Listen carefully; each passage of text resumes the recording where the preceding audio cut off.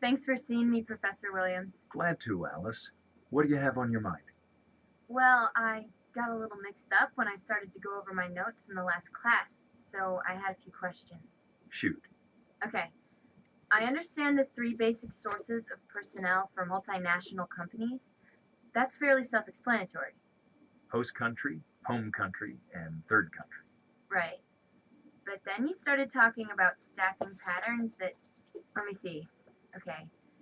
You said staffing patterns may vary depending on the length of time that the multinational company has been operating. And you gave some examples, but I got confused and now I can't read my notes. Okay.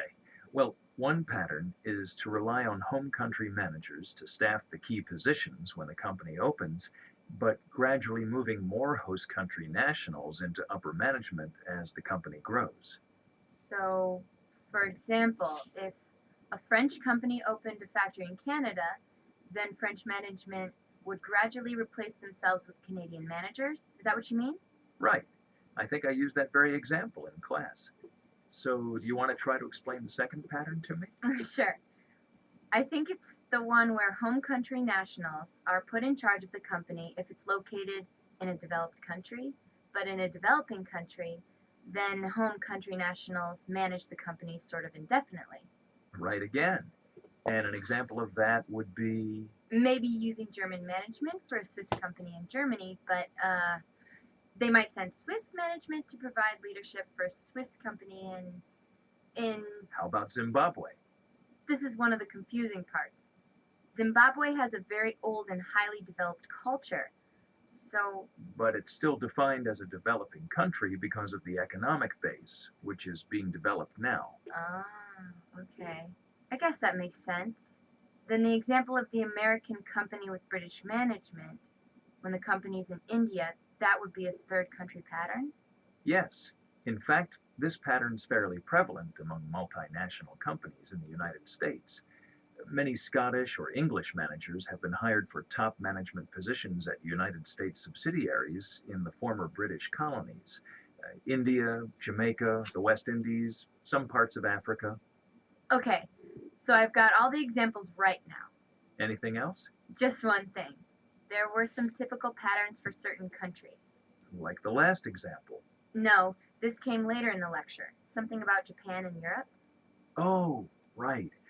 I probably said that both Japanese multinational companies and European companies tend to assign senior level home country managers to overseas locations for their entire careers, whereas multinational companies in the United States view overseas assignments as temporary. So they may actually find themselves reporting to a senior level manager from the host country who has more experience. So, for example, a Japanese company in the United States would most probably have senior level Japanese managers with mid level managers maybe from the United States. But in Japan, the senior level Japanese managers at an American company would probably have mid level American managers reporting to them. Well, generalities are always a little tricky, but for the most part, that would be a typical scenario, because living as a permanent expatriate is a career move in Japan, but a temporary strategy in the United States. Okay, that's interesting. And important for you to know as a business major with an interest in international business. You're still on that track, aren't you? I sure am. But, I wasn't thinking in terms of living abroad for my entire career. That really is a huge commitment and something to ask about going in. Anyway, like you say, most American companies view overseas assignments as temporary. That's more what I have in mind for myself, I mean. Okay, let's get started. As you know, today I promised to take you.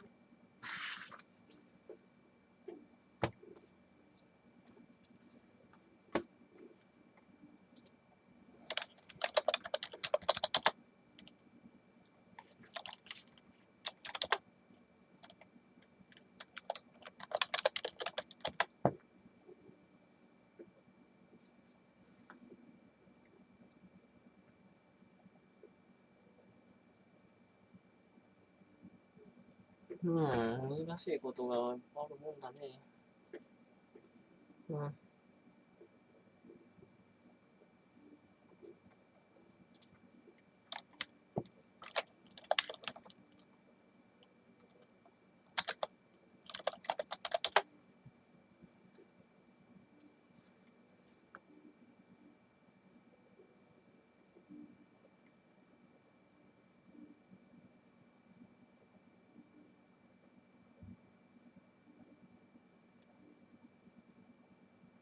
眠い。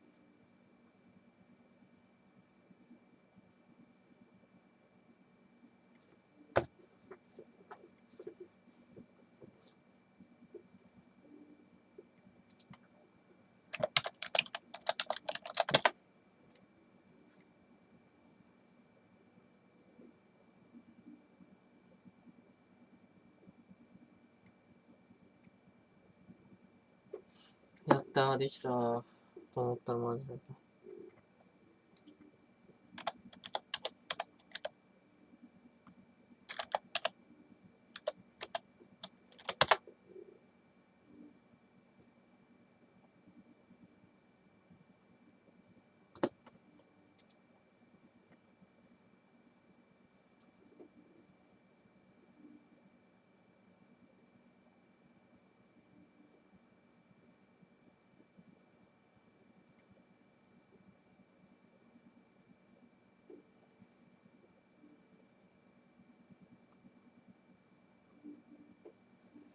なんかあれや、トーイックみたいな問題や。しかし結構むずいよ、これ。わかんなかった。まあ、わかんなかったっていうか、わかるけど、わかんないところがある。これメモ取らなあかんね。